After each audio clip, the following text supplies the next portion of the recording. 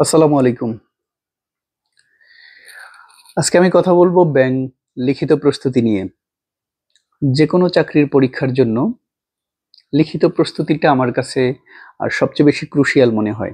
কেননা দেখেন, প্রিলিমিনারি কিন্তু জাস্ট একটা সিঁড়ি, যে সিঁড়ি দিয়ে আপনাকে উপরে যেতে হবে। আপনি যদি প্রিলিমিনারি অবশ্যই প্রিলিমিনারি গুরুত্ব আছে। যদি প্রিলিমিনারি পাস না করেন আপনি তো পরের স্টেপে যেতে পারবেন না। কিন্তু দেখেন আপনার চাকরিটা যে হবে, ধরেন আমি একটা এক্সাম্পল যদি দেই, আমাদের লাস্ট যে বাংলাদেশ ব্যাংকের এডির পরীক্ষায় ১০০ জনকে নেওয়ার কথা, ১০০ জনের সার্কুলার ছিল। তো এই ১০০ জনের মধ্যে টিকতে হলে যে ১০০ জন আসছে, আপনি যদি দেখেন খুব ভাইবার মার্কের কারণে আ যে টপ ১০০ জন লিখিততে, যে ১০০ জন টপ করেছে মোটামুটি সেই ১০০ জনই কিন্তু আসে। ভাইবায় খুব বেশি মার্কের ডিফারেন্স হয় না, ১-২ মার্কের। আচ্ছা, তো প্রিলিমিনারি, হ্যাঁ, এটা সত্যি। ধরেন ৫,০০০ প্রিলিমিনারি পাস করেছে। এখন আপনি যদি ৫,০০০ জনের মধ্যে না থাকতে পারতেন, তাইলে কিন্তু আপনি রিটেন দিতে পারতেন না। এটা যেমন সত্যি, তেমনিভাবে এটাও সত্যি যে আ আপনি ৫,০০০ তম হয়েও কিন্তু রিটেন দিতে পারতেন। যে প্রিলিমিনারি পরীক্ষায় ফার্স্ট হইছে, আর যে প্রিলিমিনারি পরীক্ষায় আপনার ৫,০০০ তম হইছে, তাদের মধ্যে আদতে কিন্তু কোনো পার্থক্য নাই। আপনারা সবাই রিটেনের জন্য যোগ্য। তো এখন আপনি ৫,০০০ তম প্রিলিমিনারিতে ৫,০০০ তম হয়েও কিন্তু রিটেন দিতে পারলেন। কিন্তু রিটেনে ধরেন ৬৫০ মতো রিটেন পরীক্ষায় পাস করে। তো এখন ধরেন আপনার মেরিট পজিশন যদি ৬৫০ তম হয়, আর যে ফার্স্ট হয়েছে তার সাথে কিন্তু রিটেন পরীক্ষায় আপনার মার্কের বিশাল একটা পার্থক্য থাকবে, এটা খুব স্বাভাবিক। তো এই পার্থক্যটা কিন্তু আপনি ভাইবার মার্ক দিয়ে ঘোচাতে পারবেন না। তো আপনাকে অবশ্যই রিটেনে ভালো করতে হবে। রিটেনে আপনার টপ করতে হবে, যে আমার ১০০টা বা ২০০টা সিট আছে, তাইলে আমার চেষ্টা করতে হবে অবশ্যই যাতে আমি এই রিটেন পরীক্ষাতেই ১০০ বা ২০০ র মধ্যে আ থাকতে পারি। তাহলে আমি ভাইবা দিয়ে একটা মার্ক পেয়ে আরকি আ চাকরির জন্য সিলেক্টেড হব। তো এই রিটেনের গুরুত্ব বলতে গিয়ে এতগুলো কথা বললাম। আসলে আমাদের এই আমরা যেরকম লেখার সময় লিখি আমাদের জীবনে, ওইটার গুরুত্ব অপরিসীম। তো রিটেন পরীক্ষা, চাকরি পাওয়ার ক্ষেত্রে রিটেন পরীক্ষার গুরুত্ব আসলে অপরিসীম। আচ্ছা, এখন আসি ব্যাংকের লিখিত পরীক্ষায় কি জিনিস থাকে। প্রথমত কম্প্রিহেনশন, তারপর bank written GK, bank math, তারপর হচ্ছে আপনার ফোকাস রাইটিং, আর্গুমেন্ট আর ট্রান্সলেশন, এই বিষয়গুলো থাকে। তো কম্প্রিহেনশনের কথায় যদি আসি, কম্প্রিহেনশন জিনিসটা আমরা ছোটবেলা থেকেই আসলে পড়ে আসছি। আপনার ক্লাস 3-4 থেকেই যে আমাদের একটা প্যাসেজ দেওয়া থাকে, প্যাসেজ থেকে এমসিকিউ, প্রশ্ন উত্তর, সামারি, এই জিনিসগুলা কিন্তু আমরা সেই ক্লাস 3, 4, 5 থেকে শুরু করে একদম ইন্টারমিডিয়েট পর্যন্ত ম্যান্ডেটরি পড়ে আসি। তারপর যখন থেকে আমরা ইউনিভার্সিটি শেষ করে চাকরি পরীক্ষা দেওয়া শুরু করি, ম্যাক্সিমাম পরীক্ষাতেই কিন্তু থাকে। অনেক পরীক্ষায় প্রিলিমিনারিতেও দেখা যায় একটা প্যাসেজ দিয়ে রাখছে, প্যাসেজ থেকে আপনি আ ৫ টা এমসিকিউ দিয়ে থাকে। রিটেন পরীক্ষায় নরমালি যেটা থাকে যে আপনার একটা প্যাসেজ থেকে আপনার ৫ টা বা ৬ টা কোয়েশ্চেন থাকে, সেটা আপনার অ্যান্সার করতে হবে। তো এখানে মার্কের ওয়েটটা বেশি থাকে, যে আপনার ধরেন ৬ টা কোয়েশ্চেন, ৫ মার্ক করে প্রত্যেকটা কোয়েশ্চেন। সো এখানে আপনার একাধিক বাক্য লিখতেই হয়। যে আমি যেটা করি যে ৩ টা বাক্য লিখি। অনেকে জিজ্ঞেস করেন যে কত লাইন লিখবো? আসলে লাইনটা তো ডিপেন্ড করে আপনার উপর। এখন ৫ মার্কের জন্য আপনাকে যখন একটা প্রশ্ন জিজ্ঞেস করা হয়, তখন আ আমার মনে হয় যে পরীক্ষক এক্সপেক্ট করে আপনি এট লিস্ট ৩ টা সেন্টেন্স লিখবেন। আর যদি পয়েন্ট আকারে লেখেন, সেটা তো আলাদা বিষয়। আপনি ৫-৭ টা যতগুলো পয়েন্ট খুশি দিতে পারেন। কিন্তু আমার মতে যে মিনিমাম ৩ টা বাক্য। এখন ৩ টা বাক্য লিখতে কারো ৫ লাইন হবে, কারো ৭ লাইন হবে। তো এই জিনিসটা আমার ক্ষেত্রে যেটা হইতো, যে আপনার একটা পেজের মধ্যে আমি ২টা প্রশ্নের উত্তর লিখতে পারতাম। ১ পৃষ্ঠায় ২ টা প্রশ্ন লিখতে পারতাম। তো এই তো কম্প্রিহেনশন এর জন্য আপনারা প্রস্তুতি কিভাবে নেবেন? কম্প্রিহেনশন প্রস্তুতি হচ্ছে আপনার প্র্যাকটিসের বিকল্প নাই। কম্প্রিহেনশন যত বেশি প্র্যাকটিস করবেন, তত এটা আপনার আয়ত্তে আসবে। তত ভালো করবেন আরকি। এইজন্য আ ট্রান্সলেশন এই সরি কম্প্রিহেনশন প্রচুর প্র্যাকটিস করতে হবে।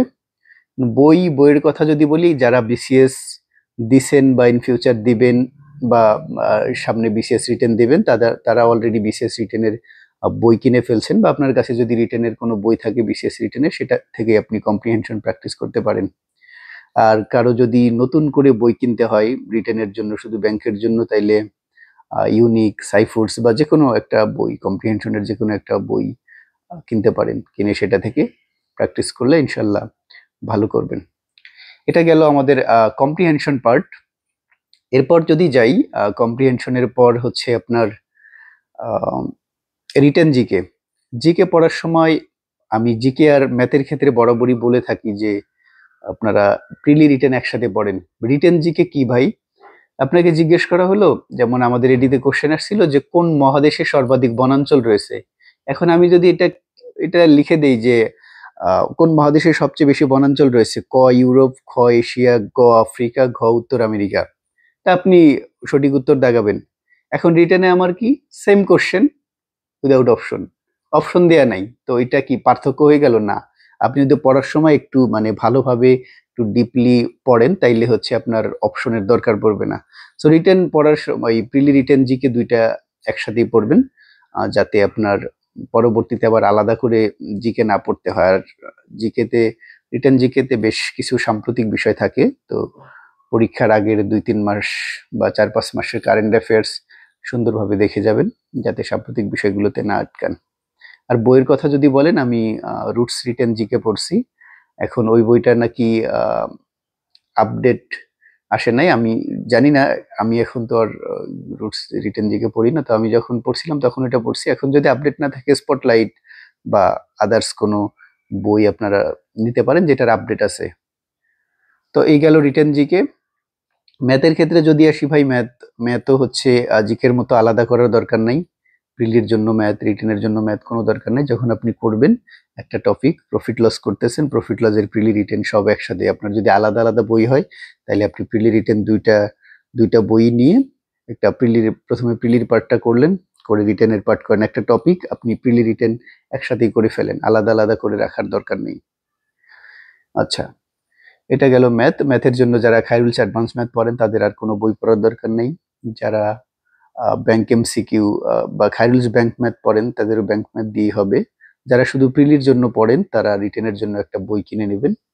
আমি খায়রুলস অ্যাডভান্স ম্যাথ করার পর ব্যাংক রিটেনের জন্য faculty based bank written recent পাবলিকেশনের এই বইটা থেকে ম্যাথ প্র্যাকটিস করছি। তো আপনারা চাইলেও করতে পারেন যে বিআইবিএম এখন পরীক্ষা নিচ্ছে, ইন ফিউচার যদি চেঞ্জ হয়ে যায়, ফ্যাকাল্টি বেসডটা করলে আর কি সব ফ্যাকাল্টির ম্যাথ আপনার করা হয়, তাহলে আর ইন ফিউচারও কোনো সমস্যা হবে না।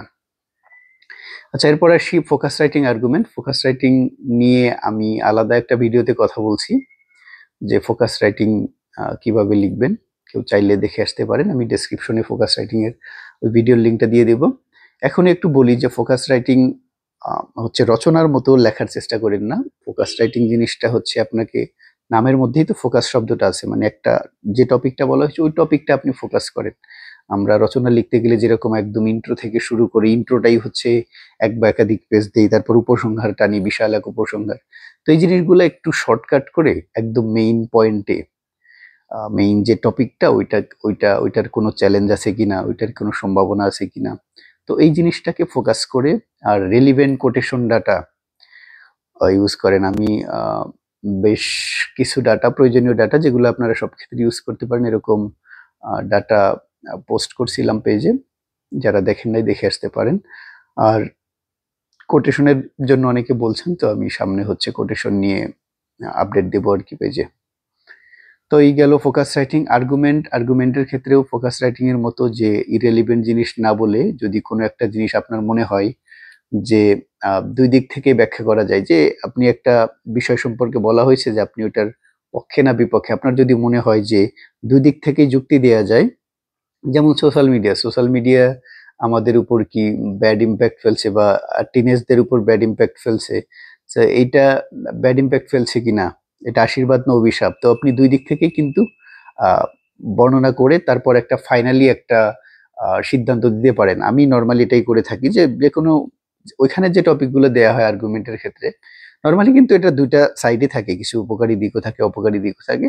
তারপর আপনি ফাইনালি কনক্লুড করেন যে এটার অপকারী সাইডটাই বেশি, তাইলে এটা আপনি ওইদিকে আর কি আপনার মতামত দেন। তো এই গেল ফোকাস রাইটিং আর্গুমেন্ট। আর ফাইনালি ট্রান্সলেশন আমি কখনো বলি না একদম বাক্যটা ধরে আমি ভাত খাই, আই ইট রাইস, এভাবে একদম প্রত্যেকটা শব্দ বা বাক্য ধরে ধরে করার। আপনি থিমটা একটা প্যাসেজ পড়ে ওই জিনিসটা আপনি বাংলায় দেয়া আছে, পড়ে যেটা বুঝলেন সেটা আপনি ইংরেজিতে হচ্ছে অনুবাদ করেন আপনার আপনার ভাষায়। এখানে কোনো একটা ওয়ার্ডের ধরেন আপনি ইংরেজি জানেন না, সেই জন্য হচ্ছে ওখানে বসে থাকলেন, ওখানে গ্যাপ দিয়ে রাখলেন, এরকম না। আপনি পড়ে যতটুকু বুঝলেন সেই জিনিসটাই আপনার ভাষায় লেখেন, বা একটা বাক্য পড়লেন, পড়ে সেটা আপনি কি বুঝলেন এই বাক্যটা দ্বারা, সেটা আপনার ভাষায় ওই একটা সেন্টেন্স লেখেন ইংলিশে। তারপর আরেকটা বাক্য পড়ে কি বুঝলেন সেটা লেখেন। এভাবে পুরো প্যাসেজটা করেন। আপনার প্রথম লাইনের সাথে যাতে দ্বিতীয় লাইনের কনসিস্টেন্ট থাকে, মানে পড়ে যাতে মনে না হয় যে আপনি এটা এমন একটা বাক্য লিখছেন যে দুইটার সাথে মিলতেছে না। ঠিক আছে? তো একটা কনসিস্টেন্সি রেখে আপনি একটা প্যাসেজ দেয়া থাকে নরমালি, সেটা আপনি অনুবাদ করেন। তো এই ছিল মোটামুটি ব্যাংক রিটেনের প্রত্যেকটা টপিক নিয়ে বিস্তারিত বিষয়। ও ফোকাস রাইটিং আর্গুমেন্টের জন্য আমি অ্যাসপিরেন্টসের একটা বই পড়ছিলাম, তো ওই বইটা আপনারা পড়তে পারেন, aspirants argumentative and focus writing. অন্য কোনো বই থাকলেও সমস্যা নেই, ইউনিক, লতিফ, মুক্তামুখ যে কোনো বই থাকুক সেটা থেকে পড়েন, কোনো সমস্যা নেই। ট্রান্সলেশন আমি আসলে কোনোভাবে কোনো বই পড়া হয় নাই, ওই সম্পাদকীয় থেকেই প্র্যাকটিস করছিলাম। আর ওই যে মেহেদি ভাই এখনো দেখি পোস্ট করে, পুলিশ ক্যাডার, ওই ভাই হচ্ছে মাঝে মাঝেই বিভিন্ন ইস্যু নিয়ে প্রথম আলো, ডেইলি স্টার সহ বিভিন্ন রেনাউন্ড পত্রিকার হাইলাইটেড টপিক থেকে আপনার উনি ভেঙে ভেঙে ট্রান্সলেশনগুলো দেখান। আমি নিজে এখনো দেখি, তো ওনাকে আপনারা ফলো করতে পারেন, ওনার অনুবাদটা দেখতে পারেন, এভাবে দেখে দেখে শিখতে পারেন, নিজেরা পত্রিকার থেকে লিখতে পারেন। সো আমি যে রিটেন নিয়ে কথা বললাম, এটা আসলে আপনারা, মানে আমার ব্যক্তিগতভাবে মনে হয় যে আপনি যদি কোনো একটা চাকরিতে ভালো করতে চান, ভালো পজিশন রাখতে চান, একটা চাকরি পাইতে চান, তাইলে আপনার রিটেনে মানে অনেক ভালো করার কোনো বিকল্প নেই। আপনি ভাইবা দিয়ে কখনোই রিটেনের গ্যাপ পূরণ করতে পারবেন না। কিভাবে পারবেন না? ধরেন আপনি একটা ম্যাথ ভুল করে ফেলছেন, এটা আমাদের এই লাস্ট এডিতে এরকম অনেকেই হয়েছে। আমাকে এই ফাইনাল রেজাল্ট দেওয়ার পর অনেকে বলছে ভাই হলো না, আমি কনফার্ম যে আমার একটা ম্যাথের কারণে হয় না। এই যে আমাদের কম্পাউন্ড ইন্টারেস্টের একটা ম্যাথ ছিল, অনেকে দেখে দেখে থাকবেন যে ওইটা অনেকেই গুলিয়ে ফেলছিলেন ম্যাথটা। তো এই যে এরকম ধরেন একটা ম্যাথ ভুল করছেন, যে একটা ম্যাথ ভুল করলেন, 6 মার্ক কাটা আপনার। এই 6টা মার্ক তোলা কিন্তু অনেক ডিফিকাল্ট। ভাই ভাই আপনি চাইলেও কিন্তু এরকম একজনের চেয়ে খুব মানে কম হয় আমার মনে হয় যে একজন 19 পাইছে, আপনি 25 পাইছেন, আপনি তার চেয়ে 6 মার্কে গিয়ে গিয়ে মানে তার আগে আপনার পজিশন চলে গেল। এটা হয় না বললেই চলে। সেই জন্য আমার মনে হয় যে আপনাদের রিটেনটা খুব বেশি ফোকাস করা উচিত। রিটেন মানে প্রচুর লেখালেখির অভ্যাস করা উচিত। আরেকটা জিনিস হয় রিটেনের ক্ষেত্রে, যে টাইম ম্যানেজমেন্ট করতে পারেন না অনেকেই, যে যথাসময়ে লেখা শেষ হয় না। তো এর জন্য আপনারা লেখার অভ্যাস করবেন। ফোকাস রাইটিং একটা একটা পত্রিকা থেকে একটা টপিকের উপর পড়লেন, ধরেন খাদ্যে ভেজাল, এই জিনিসটা নিয়ে আজকে পড়লেন পত্রিকা থেকে, তো এই জিনিসটা আপনি আপনার ভাষায় লেখার চেষ্টা করেন, দ্রুত যাতে লিখতে পারেন। তো এভাবে হচ্ছে আপনার যে উইকনেস গুলো আছে, ম্যাথ, অনেকে ম্যাথ নির্দিষ্ট সময়ের মধ্যে শেষ করতে পারেন না, ম্যাথ করতে টাইম লাগে, তাহলে ঘড়ি ধরে ধরে আপনারা ম্যাথ করেন, টাইম ম্যানেজমেন্ট করেন, প্রত্যেক মার্ক অনুযায়ী ডিভাইড করেন। আমি যেটা করতাম, মার্ক অনুযায়ী ডিভাইড করতাম, যে টোটাল হচ্ছে 200 মার্ক, 200 মার্কের জন্য আমার 2 ঘন্টা সময়, 100 মার্কের জন্য 1 ঘন্টা, তাহলে আমার 50 মার্ক।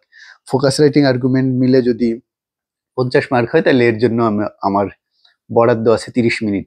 তো এভাবে আপনি মার্ক অনুযায়ী সময় ডিস্ট্রিবিউট করে নেন, ওই সময়ের মধ্যে লেখার প্র্যাকটিস করেন, যে আমার সময় থাকবে 30 মিনিট, আমার একটা ফোকাস রাইটিংও লিখতে হবে, আবার একটা আর্গুমেন্টও লিখতে হবে। তো 30 মিনিটের মধ্যে আমি কিভাবে লিখবো? এটা যদি লিখতে না পারেন, তাইলে আপনার জিকে জিকে শর্টকাটে লিখবেন। জিকে হচ্ছে আহ, বেশি করে এই যে কোন মহাদেশে সবচেয়ে বেশি বনাঞ্চল রয়েছে, তাইলে ইউরোপ মহাদেশের সবচেয়ে বেশি বনাঞ্চল রয়েছে, এত কিছু দরকার নেই, আপনি শুধু ইউরোপ মহাদেশ লেখেন। লিখলে আপনার এখানে সময় বাঁচবে, 10-15টা জিকে লিখতে আপনার খুব বেশি সময় লাগবে না। তো এখান থেকে যদি 4-5 মিনিট বাঁচাইতে পারেন, এই 4-5 মিনিট আপনি ফোকাস রাইটিং আর্গুমেন্টের ক্ষেত্রে দিতে পারেন। যারা ম্যাথ ফ্লুয়েন্টলি করতে পারেন, মানে আমি একটু পারি, এখানে ম্যাথে আমি সময় বাঁচাই, এটা ফোকাস রাইটিং এ কাজে লাগাইতাম। ম্যাথ যারা মানে ম্যাথ প্র্যাকটিস করলে আপনি অবশ্যই ম্যাথেও হচ্ছে সময় বাঁচাইতে পারবেন। তো ম্যাথে যাদের সময় বাঁচে, ওই সময়টা আপনি ফোকাস রাইটিং এর ক্ষেত্রে ইউজ করতে পারবেন ম্যাথের সময়টা। সেজন্য আপনি প্রত্যেকটা আইটেম ধরে ধরে টাইম ধরে, যে আমি এটার জন্য ধরেন 30 মিনিট যেটা সময় পাবেন, ওটা 28-27 মিনিটে করার চেষ্টা করেন, যেভাবে শেষ করতে পারেন কিনা। শেষ করে এভাবে অভ্যাস করলে আপনি অবশ্যই পরীক্ষার হলে শেষ করতে পারবেন। তো এই ছিল মোটামুটি ব্যাংক রিটেন নিয়ে আমার করা ভিডিও। তো আপনাদের যদি এরকম ভিডিও ভালো লাগে তো এই চ্যানেলটা সাবস্ক্রাইব করতে পারেন। আর এরপর কোন বিষয়ের ভিডিও চান আপনারা জানাতে পারেন। দেখা হবে পরবর্তী ভিডিওতে।